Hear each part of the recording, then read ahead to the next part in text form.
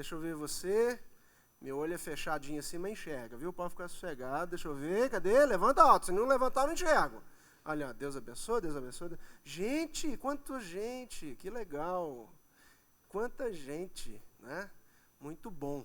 Boa noite, mas daqui a pouco é bom dia já, tá? A terça cult a gente fica aqui até meados de meia-noite, meia-noite 10. E tem sido uma bênção poder caminhar com vocês, pastor Zé Renato, nossa equipe de pastores. Hoje o pastor Nando está aí comigo. Isso aí, vamos dar continuidade à nossa série. Abra a sua Bíblia em Jeremias, profeta Jeremias.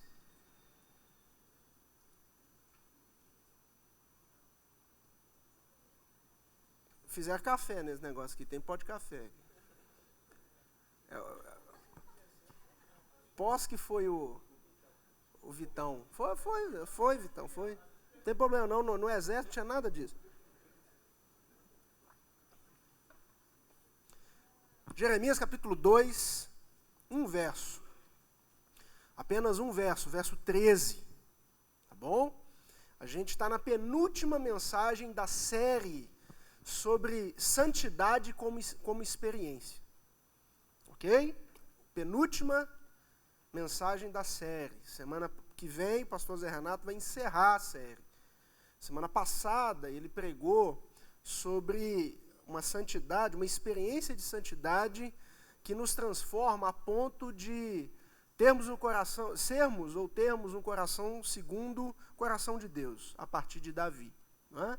E hoje, eu quero trabalhar com vocês, à luz de todo o contexto profético, do profetismo em Israel, mas especialmente de Jeremias, eu quero trabalhar com vocês algo que eu tenho enfrentado na minha caminhada pastoral. Aliás, duas coisas me motivam, duas coisas me iluminam muito nas minhas pregações. Aquilo que eu leio, geralmente eu prego aquilo que leio, e leio bastante, então tenho, graças a Deus, muito repertório, porque sempre que leio alguma coisa, aquilo ali me ajuda demais. Essa semana mesmo, estou relendo, na verdade, um livro que eu li lá em 2010, 2011, um livro chamado Pregação e Pregadores, do Dr. Martin Lloyd Jones, um livro sobre uma área prática na teologia. E aí, hoje de manhã, eu lendo, Deus me deu um insight de um raciocínio. Foi muito legal. Mas hoje eu vou trazer para o púlpito uma questão que eu estou enfrentando na minha atividade pastoral, nos gabinetes.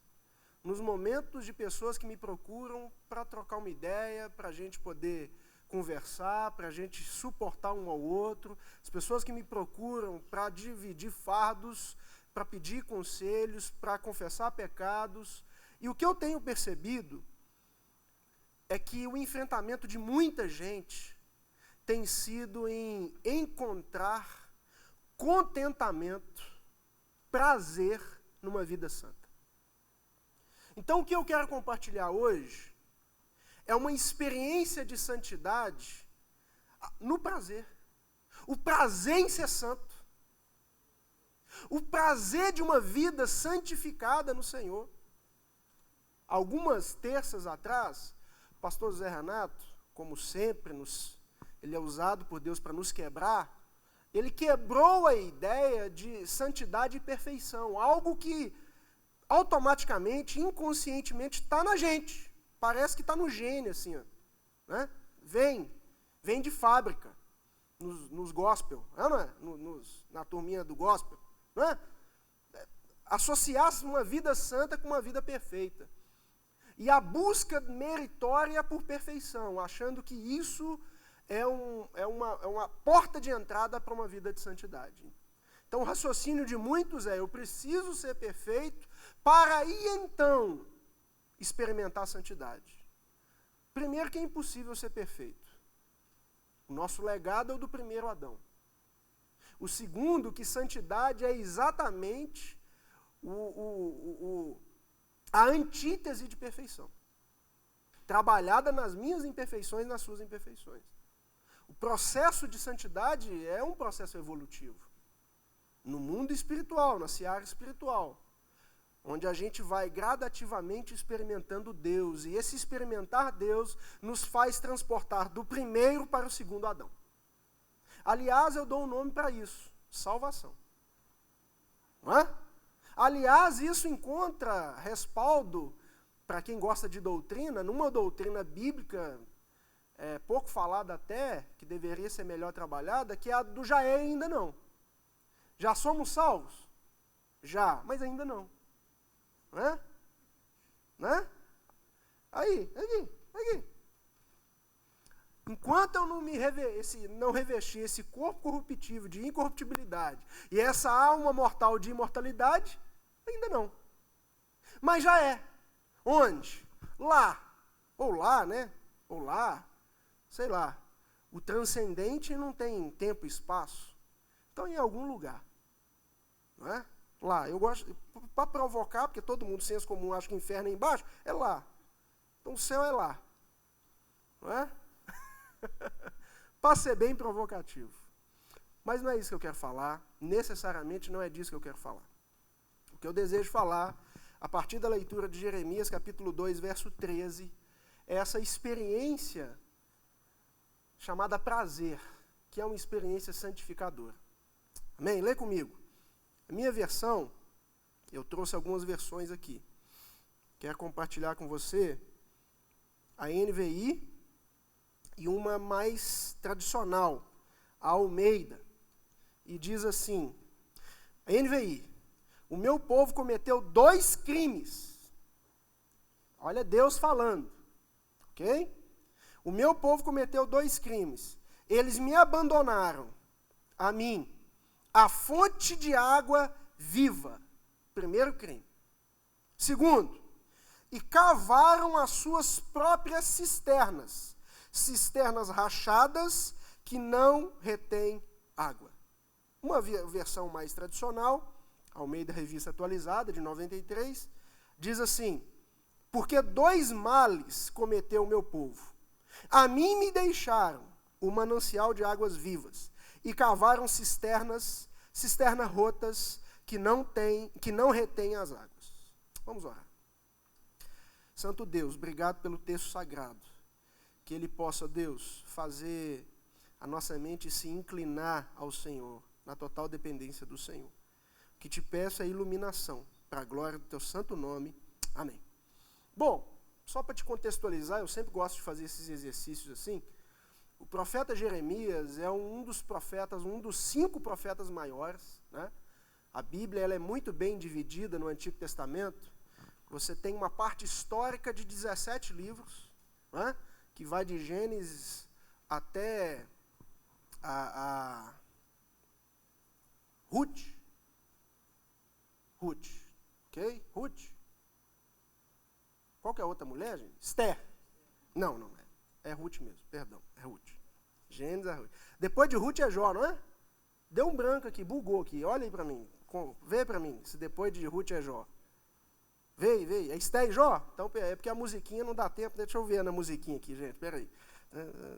É isso mesmo. É Esther, perdão. É Esther. E depois você tem livros chamados livros de poesia. 5 livros. E depois você tem os profetas. Maiores e menores. Então você tem 5 desses grandões no conteúdo que escreveram. Que são chamados profetas maiores. Tá? Um desses é Jeremias. Esse cara, ele é um homem humilde, ele é um homem de uma cultura agrícola, ele não é um profeta urbano, do templo, não, ele é um cara de uma cidade pequena do tempo dele. Alguém que não dava nada por ele.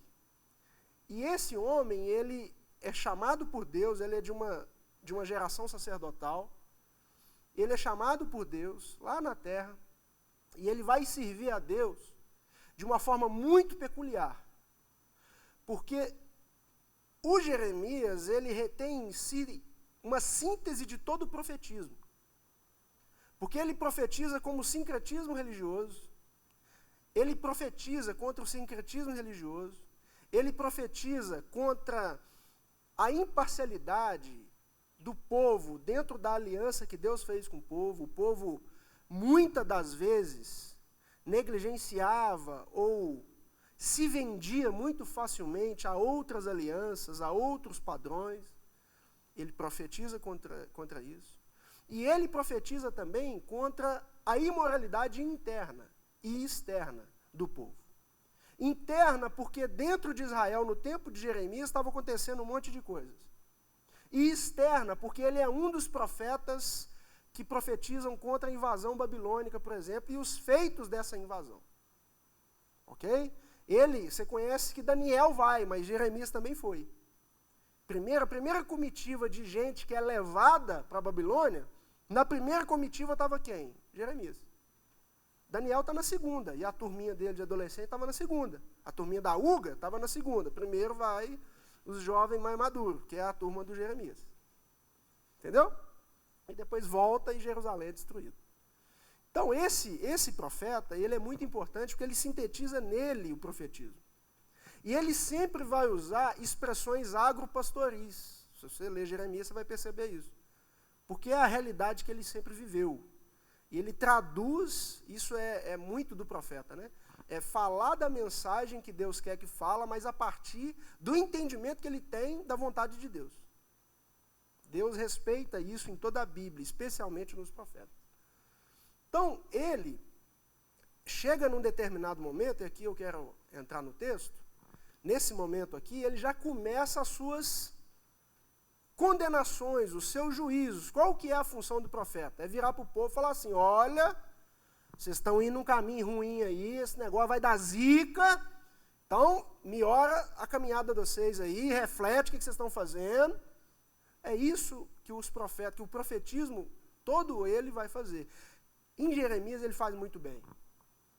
E ele vai fazer aqui, ele vai usar uma ilustração de água para falar do comportamento do povo com Deus e para poder falar do caráter de Deus e das coisas de Deus. Então, lê comigo de novo, verso 13. Porque o meu povo fez duas maldades. A mim me deixaram manancial de águas vivas. Olha aí. Deus aqui se revela para Jeremias, em termos de identidade. Qual é a figura ou a identificação que Deus dá para si mesmo? Deus é uma fonte de água viva. Gostei muito do Nando fazendo um momento de transição aqui com oração. A gente não combinou, até parece, mas ele fala na linguagem neotestamentária o que os profetas falaram no Antigo Testamento. O que Deus é? Uma fonte de água viva.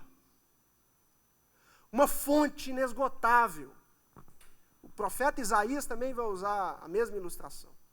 Quem Deus é? Uma fonte de água inesgotável. Uma água que vem, que sai, que transborda, e que contagia, e que alimenta, e que traz vida. Isso é Deus. Essa construção da ideia de Deus. Então Deus é esse. E aí vem o primeiro crime. O povo rejeita essa identidade de Deus. Segundo, não bastasse o povo rejeitar essa identidade de Deus, o povo cria para si ou se satisfaz, ou o movimento do povo é de um movimento de uma água lamacenta. O povo se satisfaz com uma água de cisterna. Conhece a água de cisterna? É uma água enlodada, lamacenta, turva, cinzenta.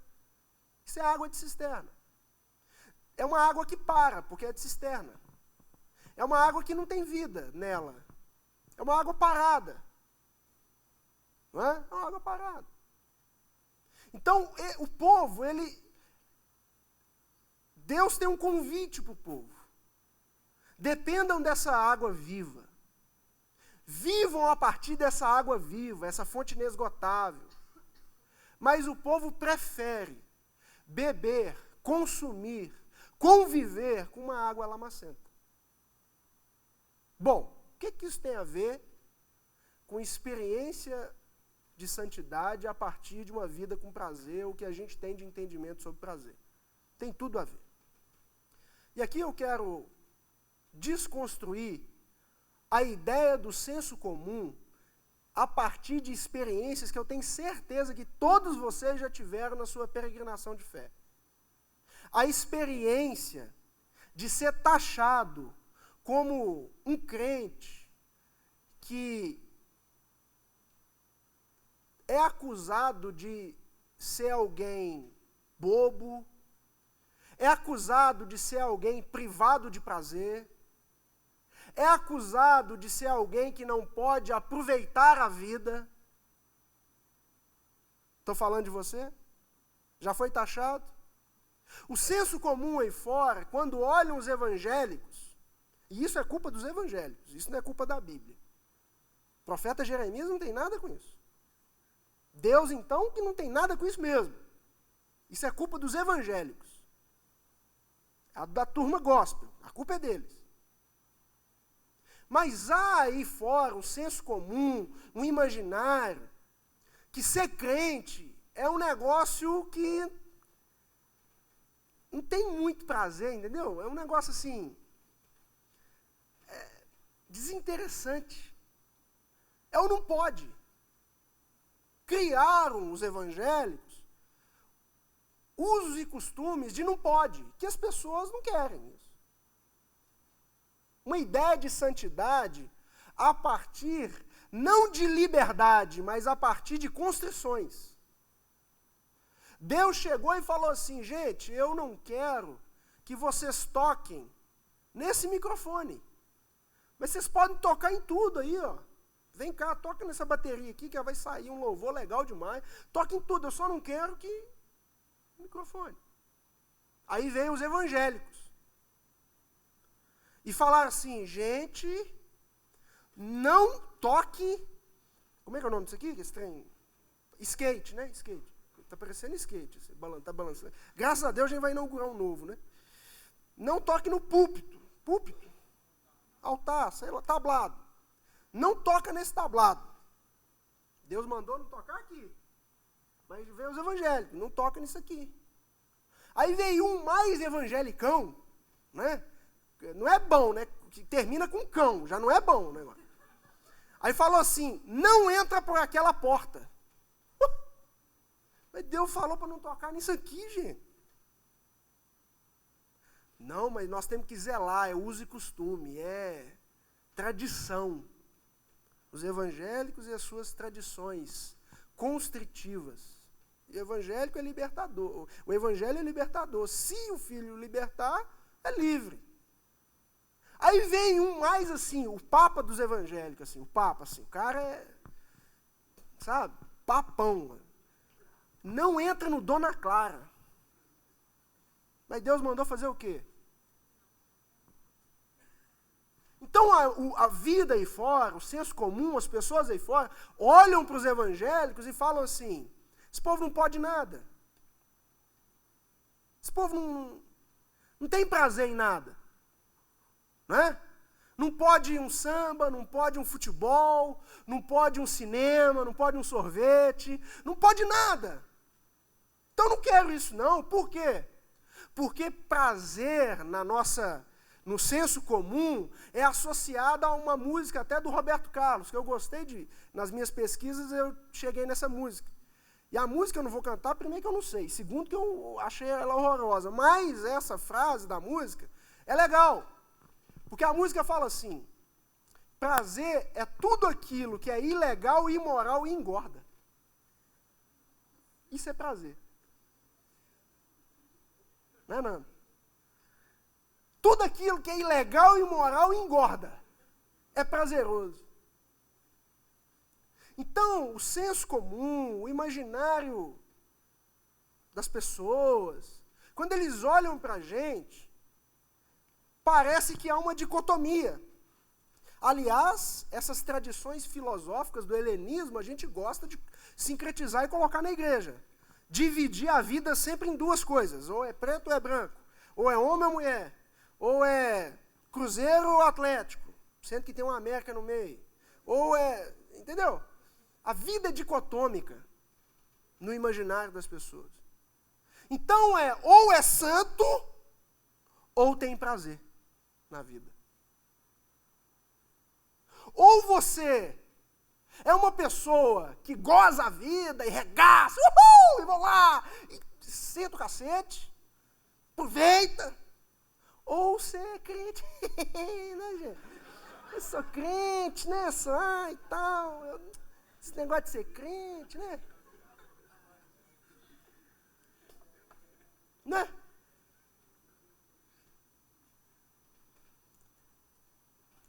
Projeta para mim, Aline, por favor, a imagem. Talvez vocês vão lembrar da casa da avó de vocês. Tô vendo. Esse quadro. Quem aqui já viu esse quadro em algum momento da vida, aí, da peregrinação espiritual? Quanta gente, olha que legal. O que é esse quadro? É o dos dois caminhos. O caminho é a leitura com olhos fechados do Mateus 7, verso 13. O caminho da perdição e a porta é largona. Olha a porta ali, ó, gente. Olha, a porta larga. E o caminho do céu, olha como é que é o céu, né? Tem até lá o arco-íris, né? Olha só, um tanto de coisinha, ursinho puff ali, né? Um negócio assim. Mas a entrada do céu, olha aqui, desse tamaninho. Esse tipo de quadro interpreta bem, retrata bem o imaginário coletivo. De gente que lê o discurso do Sermão do Monte de Jesus com os olhos fechados. Aliás, tem muita gente lendo a Bíblia com os olhos fechados. Aliás, tem muita gente lendo a Bíblia com o olho fechado. Então, esse tipo de percepção, né? Olha lá, tem shopping center ali no caminho largo. Né? Tem futebol ali no caminho largo. Tem churrascada no caminho largo. Né? Tem festa fantasia no caminho largo.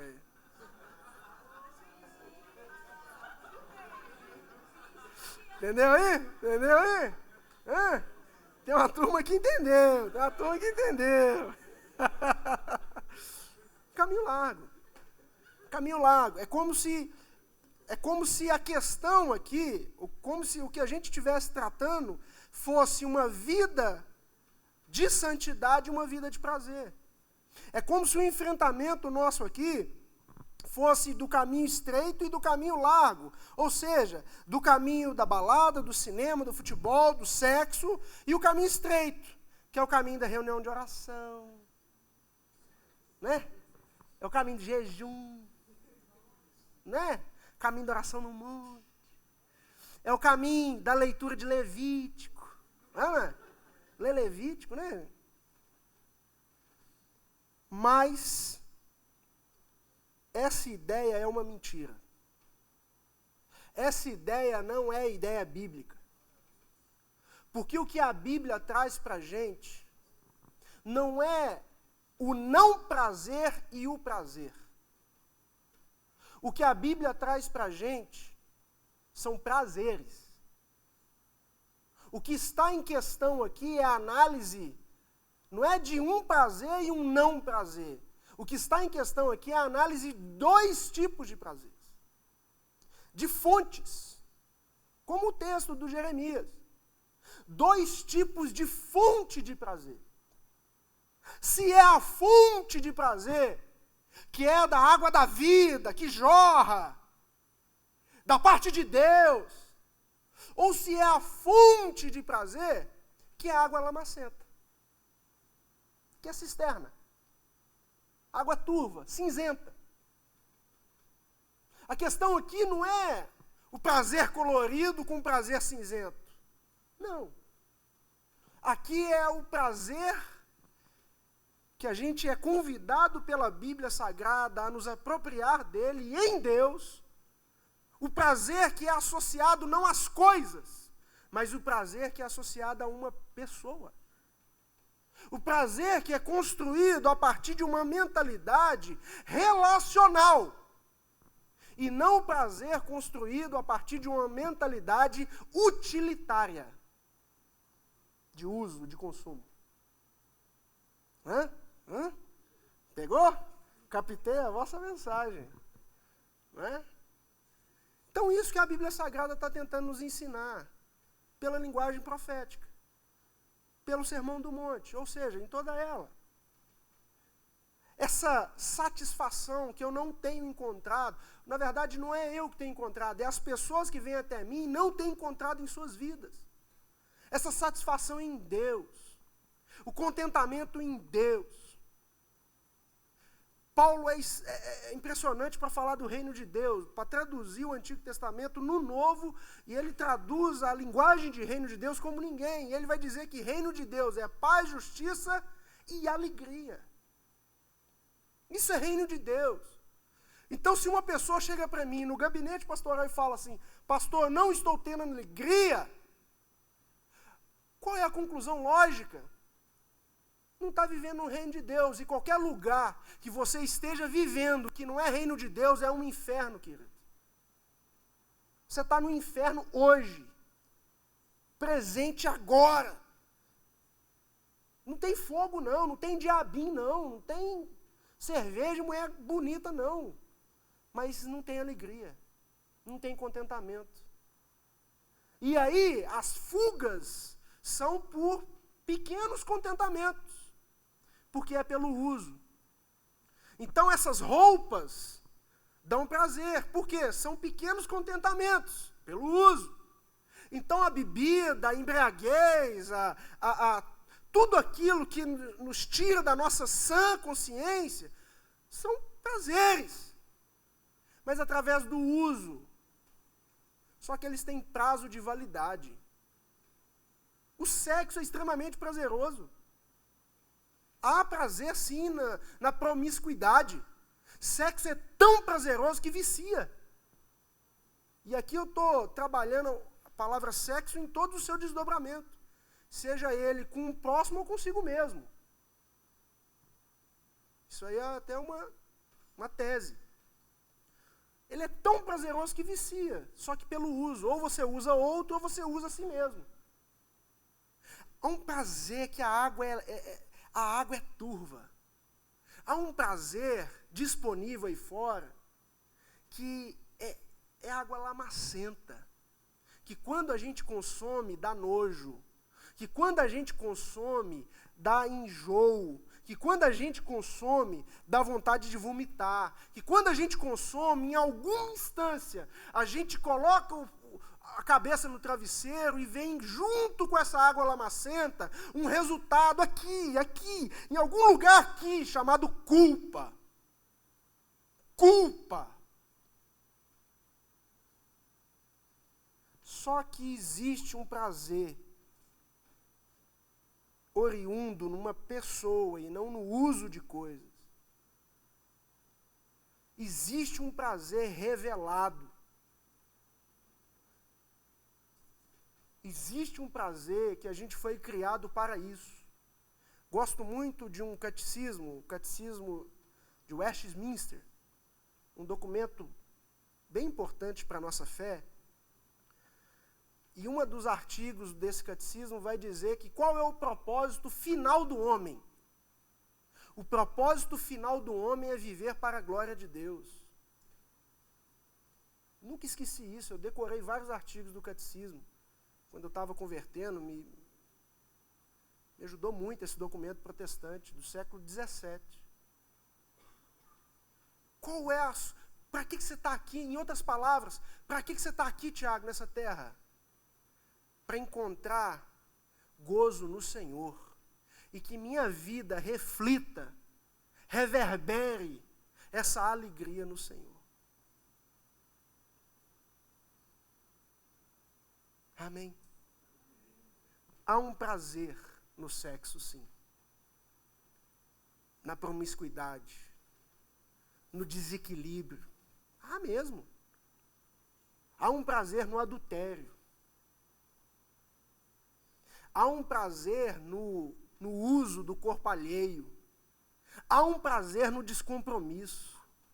Há um prazer na masturbação, há um prazer na pornografia, há um prazer nisso tudo. Mas eu quero te dizer que há um prazer também na aliança. Há o prazer de poder olhar no olho do seu cônjuge, você que é casado, poder olhar no olho da sua esposa, poder olhar no olho do seu esposo e dizer assim, e saber que lá no fundo do subconsciente você está honrando os votos que você fez no altar, com Deus. Homens testemunharam, mas é com Deus. Há um prazer em você fazer sexo bem menos vezes, mas quando o faz, tem qualidade. E por que tem qualidade? Porque é no comportamento? Não. É porque honra a Deus na aliança. Há um prazer.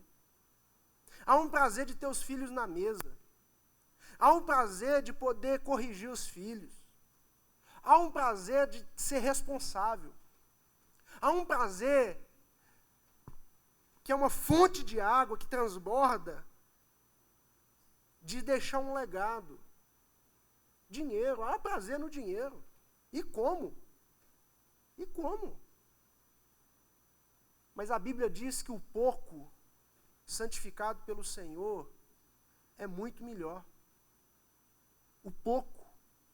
Um pouco santo é muito melhor. Então há um prazer no dinheiro que não é relacionado à quantidade, mas é relacionado à glória de Deus. Não é relacionado ao uso, mas é relacionado à mordomia. E como eu administro isso, porque não é meu, em última instância não é meu. Há um prazer nesse tipo de consciência, de santidade, nas coisas que Deus deixou a gente gozar, Deus deixou a gente usufruir, Deus deixou a gente experimentar. Há prazer. Há prazer na honradez. Sabe, esses dias teve aquele sequestro, momento confissão de pecado. Teve aquele sequestro no Rio de Janeiro, que veio o sniper e acertou o cara. Eu comemorei, porque há prazer na vingança. Há prazer de você olhar, eu sou da área, né, sair, mas não sai da gente, e de olhar assim, olhar, a escória da sociedade, um filho da mãe, um não sei o quê, e aí vai lá, sniper, acerta headshot e tal, torcendo pro sniper. O Espírito Santo me visitou. Porque há prazer também na esperança de um perdão, de uma reconciliação. Há prazer nessas coisas. De acreditar no ser humano. Há prazer na esperança da reabilitação. Porque todos precisamos, em algum momento da vida, de uma segunda chance. Há prazer no perdão. Há prazer no perdão. Há prazer no pedir perdão. Há prazer no orgulho. Não vou dar o meu braço a torcer. Naquele primeiro momento, há um prazer. Há uma liberação de serotonina aí, há alguma coisa, há no orgulho, mas há prazer na humildade. Há prazer em agir como Cristo agiu. Há prazer em, por exemplo, guardadas as devidas proporções, lavar pés de pecadores e partir pão com traidores. Há prazer nisso. Amém? Conclusão. A questão não é prazer contra não prazer. A questão não é excesso de rigor espiritual, porque isso combate a minha carnalidade. Isso é uma ideia medieval, chama ascetismo religioso. Jerônimo, turminha da igreja medieval, até Lutero mesmo. O que eles faziam? Eles encaravam a carne como aquilo que precisava ser disciplinado. Então, autoflagelamento, disciplinas rigorosas, numa tentativa de combater a carne. Isso, em última instância, é ação meritória, é busca por perfeição. Porque há prazer nas coisas carnais, e Deus deixou tudo isso aí para a gente administrar, para a gente usufruir. Como que você glorifica uma cachoeira? Como? Entrando nela. Tirando uma selfie. Está lá na cachoeira, está aposta. A cachoeira está cumprindo a identidade dela. Como que você glorifica a Deus? Usufruindo daquilo que Ele te colocou como mordomo. Há um prazer nisso. Há um prazer na fruição responsável. Há um prazer em cuidar do corpo. Há um prazer na comida. Mas há também um prazer do cuidar do corpo. Há um prazer. Vamos orar? Amém? Essa é uma experiência de santidade. Qual que é o meu objetivo? Que você saia daqui hoje ciente de que ser evangélico não é não ter prazer. Aliás, o meu convite nem é para você ser evangélico. Depois você corta, isso aí pode dar problema. Eu nem estimulo você a ser evangélico. O meu estímulo para você é você ser do evangelho. E evangelho é liberdade, liberdade de consciência, que sabe de forma responsável usufruir dos prazeres que Deus nos convidou a usufruir. Isso é uma experiência de santidade. Isso santifica. Isso liberta. Isso liberta. Salmo 43, verso 4. Eu vou ao altar, porque o altar é a minha fonte de alegria. Quando eu falo altar, eu não estou falando de altar físico. Eu estou falando de Deus. Salmo 16, verso 11.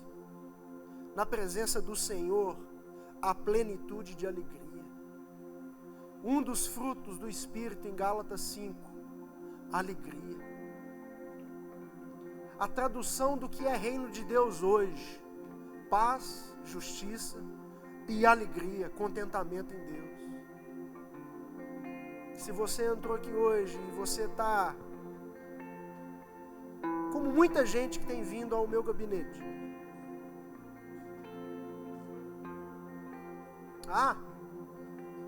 E um desses gabinetes é gente bem de vida. É gente que tem 2 carros na garagem. Mas como eu disse, não é pelo uso, é uma pessoa. A questão não é utilitarismo, a questão é relação. Há prazer. Há prazer em Deus, querido. E nas coisas de Deus que Ele colocou para você vivenciar.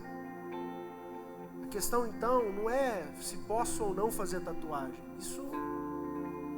Isso é o típico de pergunta de gente que não entendeu o que é encontrar prazer em Deus.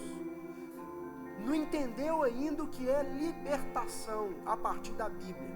Ainda está como esses outros caras do legalismo. Que Deus não mandou tocar aqui. Está nem entrando no bairro, ainda está nessa.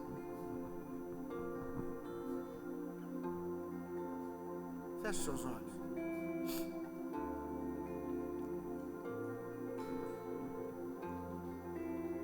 Porque o meu povo fez 2 crimes. Me deixaram o manancial de águas vivas, a fonte de águas vivas. E preferiram as águas turvas, águas de cisterna, água barrenta. Quais são as suas águas barrentas? Quais são as águas barrentas que você tem consumido? Hoje, estudando essa mensagem, eu pedi um tempo para a nossa equipe e fui lá em casa orar. E eu comecei a dar nome para as minhas águas barrentas. Eu comecei a dar nome para as minhas águas turvas, para as minhas cisternas. Eu acho que Deus me levou a essa experiência lá em casa para que eu tivesse autoridade para chegar aqui hoje e falar com você assim, para te perguntar, quais são as suas águas barrentas? Porque talvez chegou o dia de você trocar elas pela fonte de água viva e encontrar contentamento em Deus. Realmente, se o seu emprego não te dá contentamento, tem alguma coisa errada. Eu não sei o que é, não vai me perguntar o que é, eu não sei. Mas talvez você está consumindo água barrenta lá. Se a sua faculdade não está te dando contentamento, Deus te deu, mas alguma coisa está errada.